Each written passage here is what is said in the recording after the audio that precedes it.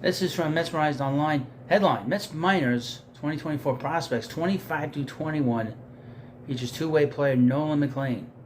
We saw him pitch against the Nationals on Friday in that spring breakout game. This is a list that Mesmerized is putting out. Now, before we get into this video, I need you to hit that subscribe button and let me know what you think about this video. We'll start on this list. This is a very fascinating list of players that are basically that are going to contribute either now or in the near future. Number 25, Jose Butto, right-handed pitcher. He's 25. Butto is naturally one of the older prospects in the Mets organization. Since being an international free agent signing in 2017, he has gradually worked his way up through every minor league level. Finally reached the majors in 2022. He has just 46 career major league innings under his belt heading into 24, but he could be in the line to have a larger role on the team this season. Butto impressed in 9 games in 2023, in which he recorded a 3.64 ERA. 5 of his 9 appearances came in September alone, with Max Scherzer and Justin Verlander no longer in the picture, clearing the way for him to try to prove himself as a big league pitcher. The Mets' rotation heading into 2024 is very shaky, and his limits will be tested early, with Kodai Senga likely missing at least the first month of the season.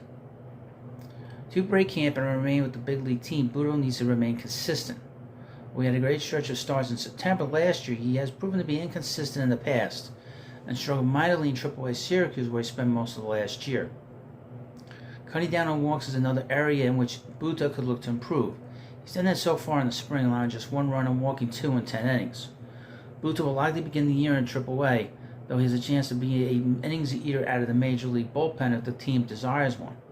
Ultimately, he should have an opportunity to prove his strong finish last year wasn't a fluke. Now, I would mention, there's some people that think that Adrian Hauser should not be in the rotation, and that Butto should be the number 5 starter on this team. I mean, you have to figure that out. Hopefully they'll figure it out. And this stuff usually figures itself out in some way. Okay, here's number 24. The best prospect in the Mets organization, A.J. Ewing, second base outfield. He's 19. Ewing had a very brave pro debut in 23, playing in just 7 games and recording 21 plate appearances in rookie ball. Still, Ewing impressed with his defensive versatility and his ability to get on base. He played 47 combined innings at second base, left field, and center field, and recorded just 1 error at second while playing clean outfield defense. He also had an on-base percentage over .500 as he walked 5 times in his 21 plate appearances. Ewing was drafted out of high school primarily as a shortstop, but the Mets value his ability to play the infield and the outfield. He's able to do so due to his above-average speed, which will help him on the base paths as well. Offensively, Ewing has been described as having sneaky power for his size. Ewing, however, will have to put on weight as he matures and fills into his frame, which should make his power stand out even more. If everything goes right for Ewing, he could be a plus defender at second, with the ability to occasionally hit home runs and steal bases. The Mets have a deluge of middle infield prospects, but he will be given plenty of time to develop as he's just still 19 years old. Ewing will be playing his first full pro season in 2024. Number 23, which is this number 23 in this list. We all saw him on Friday in that game against the Nationals prospects, and he's one of the more fascinating players the Mets have in all of their camps. And at 23, Nolan Mclean, right-handed pitcher, designated hitter. He's 22 years old. McLean is an intriguing prospect, as all two-way players are. Coming out of the draft, he was believed to be profiled better as a pitcher long-term. McLean, however, prefers hitting. Luckily for him, the Mets are letting him do both. He had a tiny sample size at the plate and on the mound, recording just 24 plate appearances and 33 in the third innings pitched. However, there's a lot to like about the Oklahoma State product. McLean has a repertoire that includes 3 above-average pitches: a fastball, curveball, and slider. His fastball, which can reach up to 98 miles per hour, is his best pitch and was graded 65 on the 20 to 80 scale before being drafted. His slider sits in the mid-80s, while his curveball is typically in the high 70s. Both of those pitches earned a grade of 55 before the draft. However, McLean showed off the spin of his slider in the spring breakout. One area in which Mclean needs to improve on the mound is his command. Because of this, he has been projected as a relief pitcher for his career. If he can figure out his command, there's a chance he could become a mid-rotation or back-of-the-rotation starter. There was talk during this game, during the SNY broadcast, that he could be a number 2 starter at his best. At his worst, the word is that he could be a closer because he throws that hard. And if he focuses in on being a reliever, he could probably get a couple of miles per hour out of his arm. Offensively, McLean's most obvious gift is his power, which grades 60 on the 20 to 80 scale. I heard 80. I read 80. In his college career, he hit 36 homers and just over 500 at-bats, while also recording 32 doubles.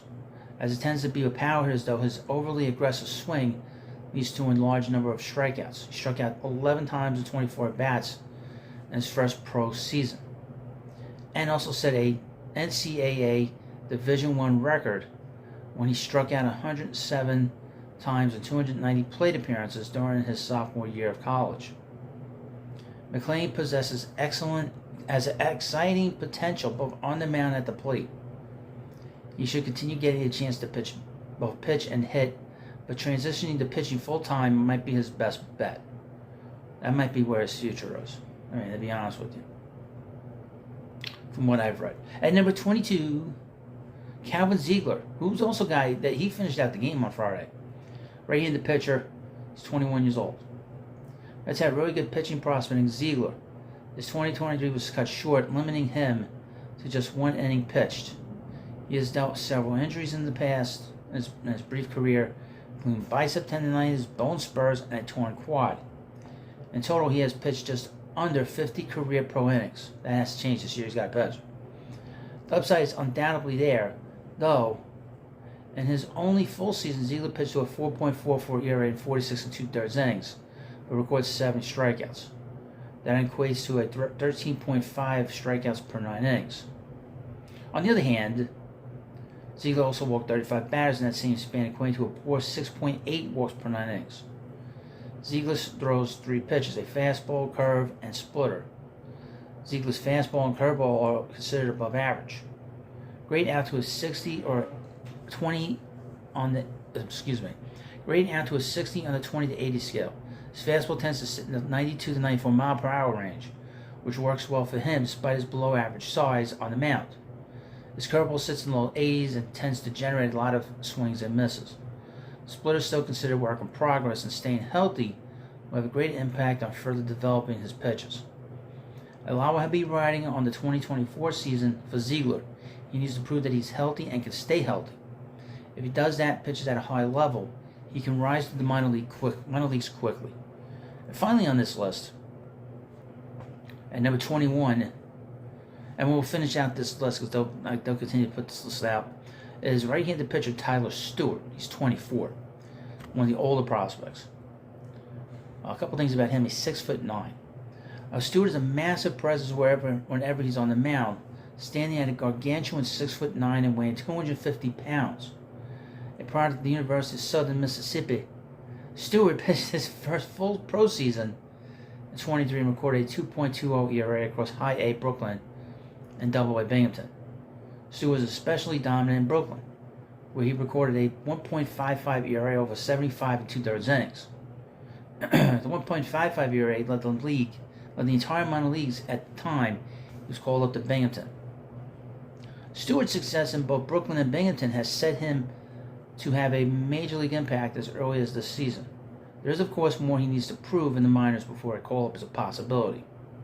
Stewart relies on a slider as his primary pitch, and he mixes a slider and changeup in as well.